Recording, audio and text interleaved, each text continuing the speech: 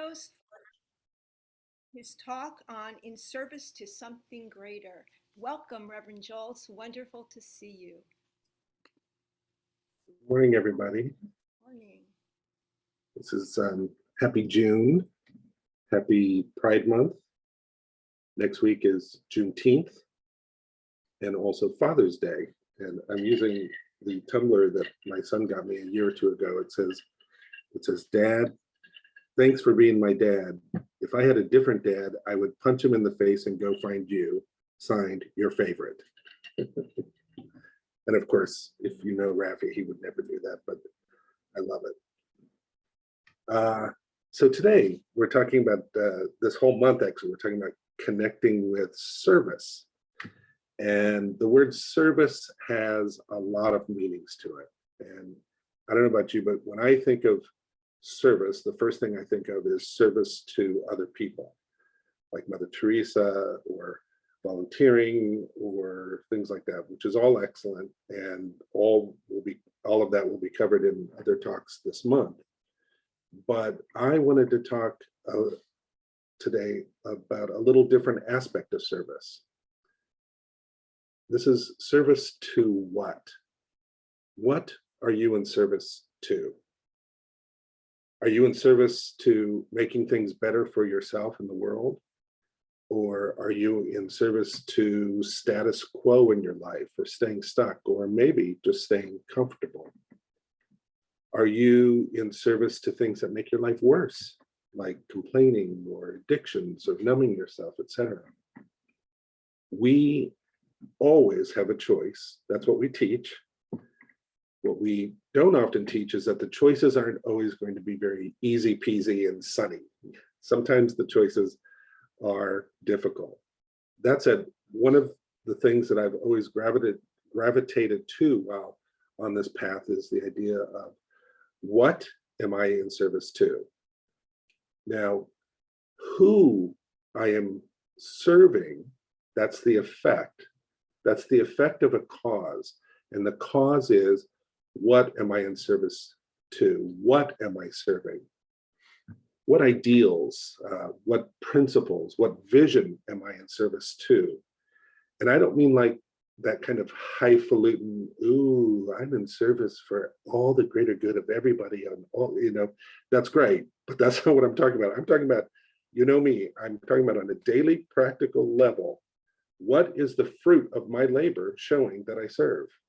If you look at the effects of my life, what does it show? And for me, it breaks down into this. Am I serving the greater, or am I serving the lesser? Am I serving the greater? That means, like, am I living authentically? Am I trying not to do harm to others, even in my mind and on social media? Am I trying to live, making my life better for myself and for my family and those around me? Am I taking action towards a larger good? Am I fulfilling my own potential, etc.? All those types of things. Am I serving the lesser? Am I complaining? Am I staying with thoughts and habits that keep me exactly where I am, or worse, takes me backwards? I will tell you this, the world around us seems to applaud those in service of the greater, but I have found that it really affirms those in service to the lesser. How do I know this? Watch any news station or spend any amount of time on any social media, basically, and you will find that that's true. People love to affirm the victimhood of the world. I recently went onto Facebook, and I don't go on Facebook. Whole months or even years have gone by when I've gone onto Facebook. But the other day, actually it was a few weeks ago, I thought, oh, let me just dip back into Facebook. How bad can it be? And I went into one of the Facebook forums for the town that I live in. This is a forum where you can sell things and you can ask questions like, who's the best electrician here? Or, I have this pile of books, do you want them? Or things like that. I started scrolling through, and what I noticed that no matter what thread was started, within 3, 4, 5 comments, it would get to these horrible discussions. Like they were so judgmental.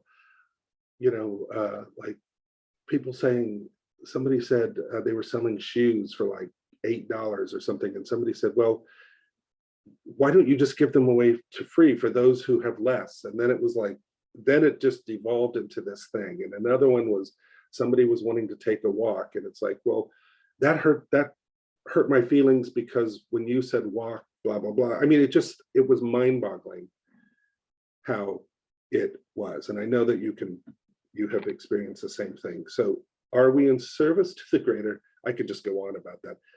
Or are we in service to the lesser? One of the ideas that I've tried to live over the years is this: you cannot serve the greater and the lesser at the same time. You're either doing this or you're doing this. You can't do them both at the same time. We vacillate maybe between both of them throughout the day, but I guess the idea is, which one do we tend to serve more? Bob Dylan wrote one of my favorite songs of all time. He wrote a song called "Gotta Serve Somebody." And in it, he's talking about, you can be this and you can be that, or you can be this and you can be that. You can be rich, you can be poor, but you're gonna have to serve somebody. And then he says, it might be the devil or it might be the Lord, but you're gonna have to serve somebody. Now, in Science of Mind, of course, we don't have a devil or a Lord out there, but it's the exact idea of this truth that every day, your decisions, your actions, your thoughts are going to serve the greater or they're going to serve the lesser. Your thoughts, your actions, your beliefs, they're either going to lift you and others, they're going to keep you stuck or in the status quo, or they'll make things worse for you and others. That's pretty simple. Now, as I was preparing this talk, it kind of dovetailed with the book I'm reading that I was going to mention to you. It's a book called Hero on a Mission by Donald Miller. He's long been an author I've read and I've enjoyed much of his stuff. And the subtitle of the book is A Path to a Meaningful Life. And a meaningful life is the same way as serving something greater. And in this book, I just wanted to highlight a couple things that he said, because it really ties into this topic of service. And what he says is our life is like a story, maybe a movie or a book. It's a story. The life that we live is a story, the story of our lives. We've heard that metaphor before. And he said in stories, there are really 4 kinds of characters, 4 archetype characters. There are victims, villains, heroes, and guides. And it gets very interesting. He says, if we're tired of life, what we're really tired of is the story we are living inside of. And the great thing about being tired of our story is that stories can be edited. Stories can be fixed. Stories can go from dull to exciting, from rambling to focused, from drudgery to exhilarating. All we need to know to fix our stories are the principles that make the story meaningful. And then he goes through the 4 types of characters. And what's interesting to me is the victim, the way he describes the victim is the one who feels like they have no way out. I thought that was very profound and very insightful. And he says there are 4 major characters in every story: the victim, the villain, the hero, and the guide. One thing that will ruin a story fast is if the hero, the character that the story is about, acts like a victim.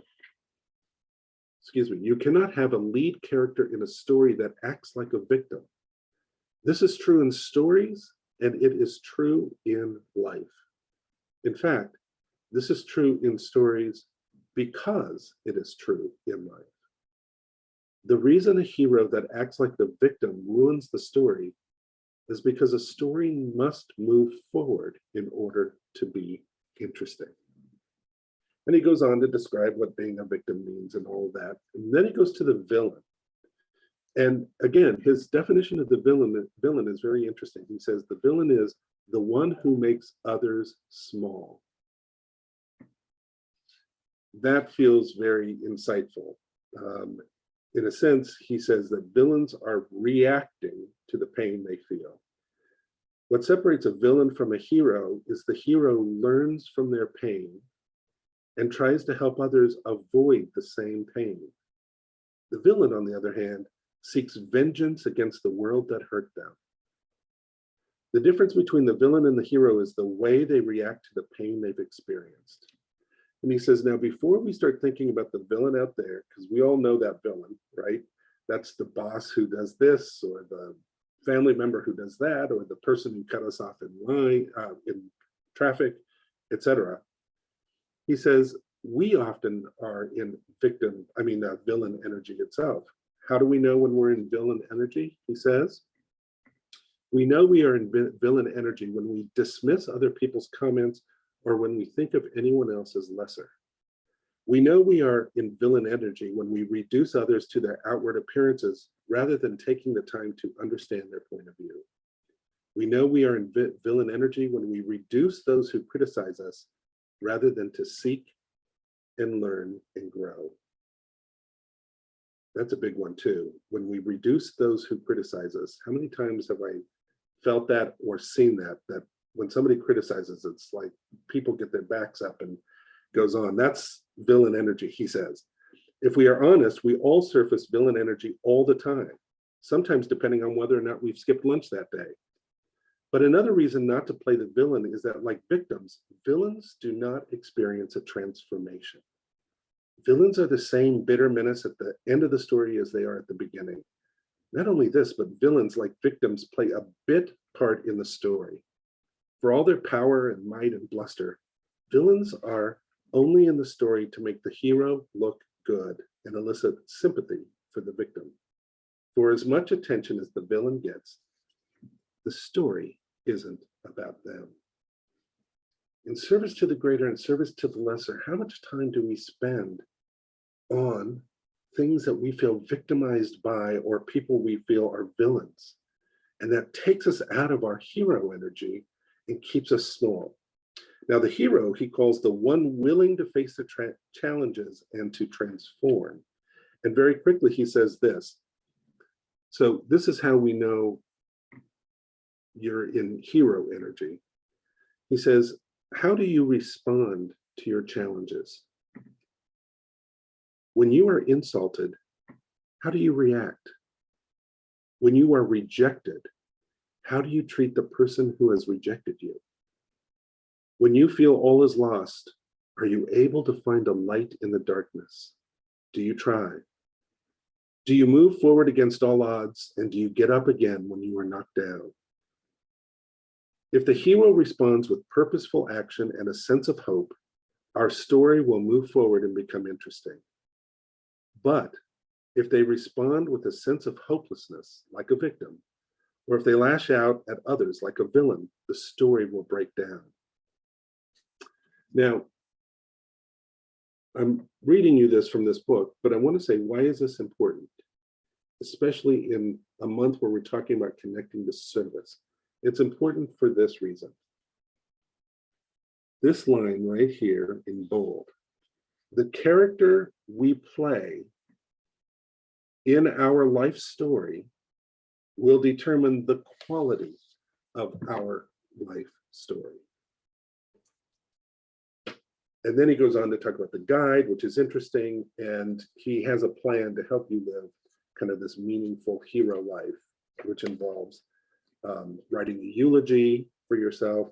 And then from the eulogy, creating a vision for your life, and then creating goals. And then he has you write a 10-year plan where you talk about where you are at and what you're doing, et cetera, et cetera. And then from there, a 5-year plan. And then from there, a 1-year plan. And then from there, a daily plan.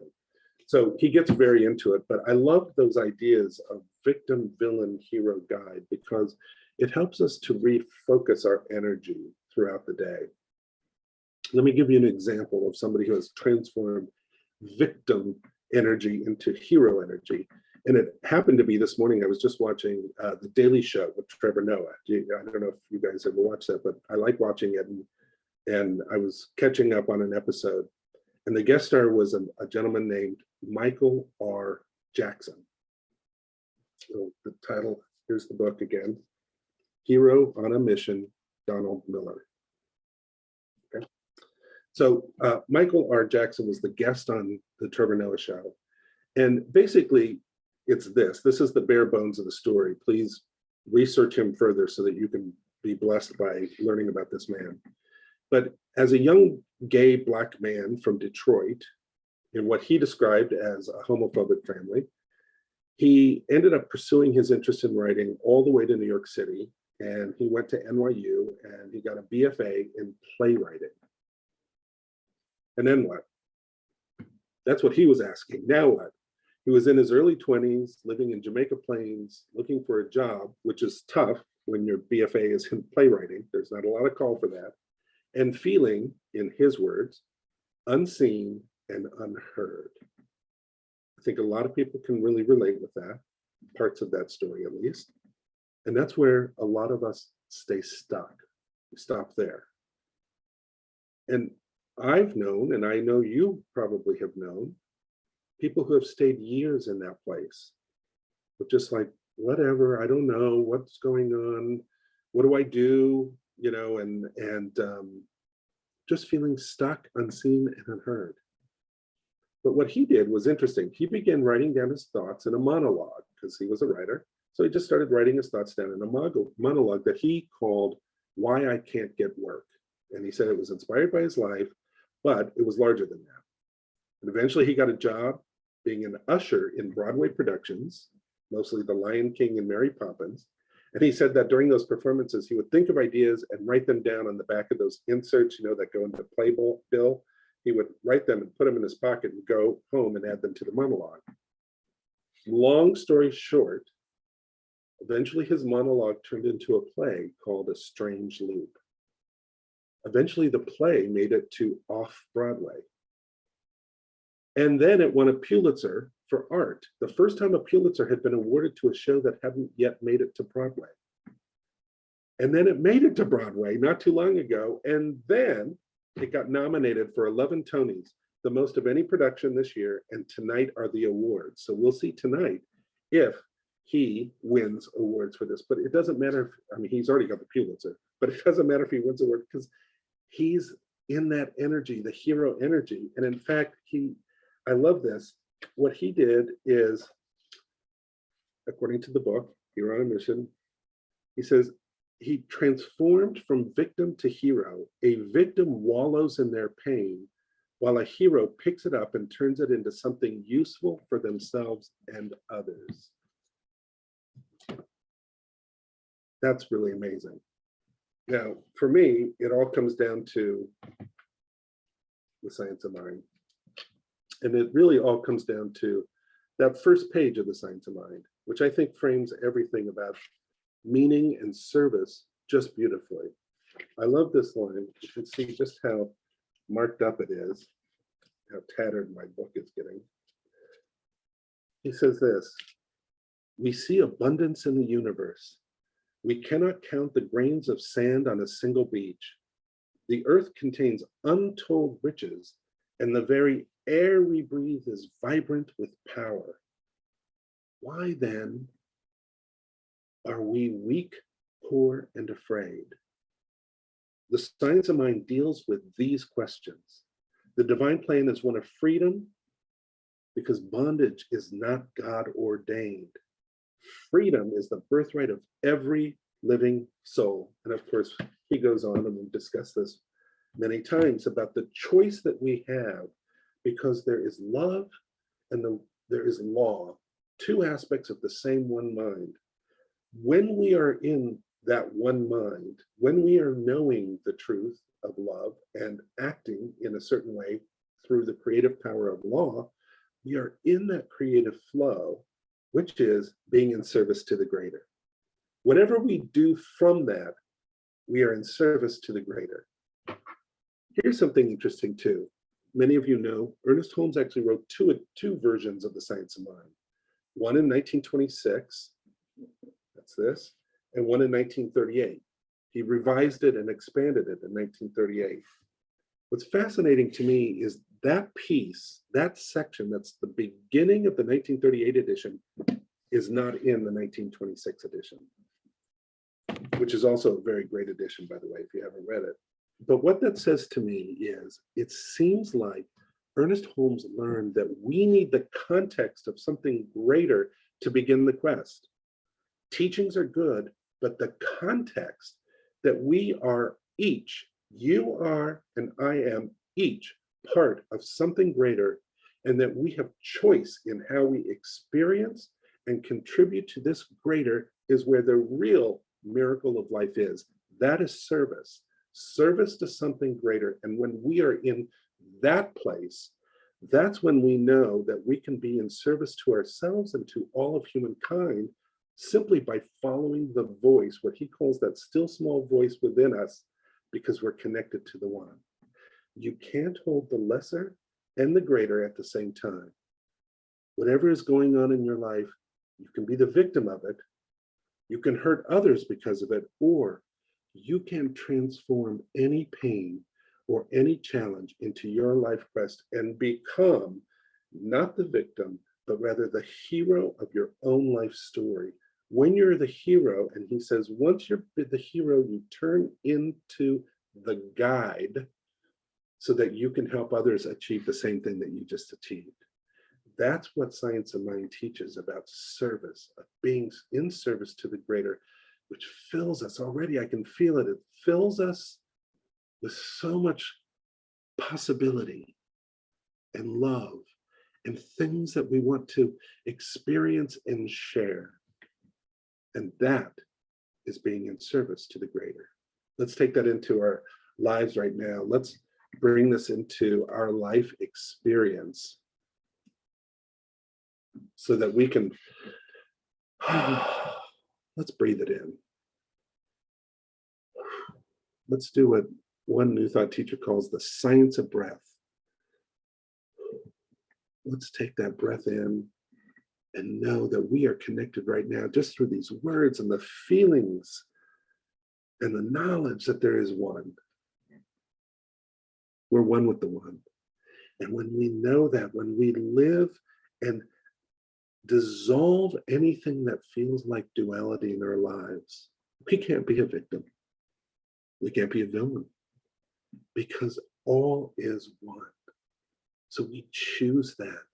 We know that, and we act on that right now, today and every day, more and more and more. Yes, sometimes we act like victims in our day, or yes, sometimes we might even be a bit of a villain in a day, but we choose, when we become aware of it, to turn it around so that we might become greater than we were the day before.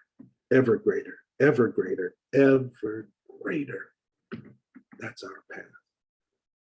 That is our path. We are the hero or heroine on our own path, our own journey into the greatness that is God, the one mind, the one power. And that is our truth right here, right now. And I know it, I feel it, I believe it, and I'm so grateful for it. And with this gratitude, I now release it into love and law, allowing it and knowing it to be true for myself and for everyone who hears these words, and everyone that we all love and want to bring out more of into this world. That is our truth. And together we say, and so it is.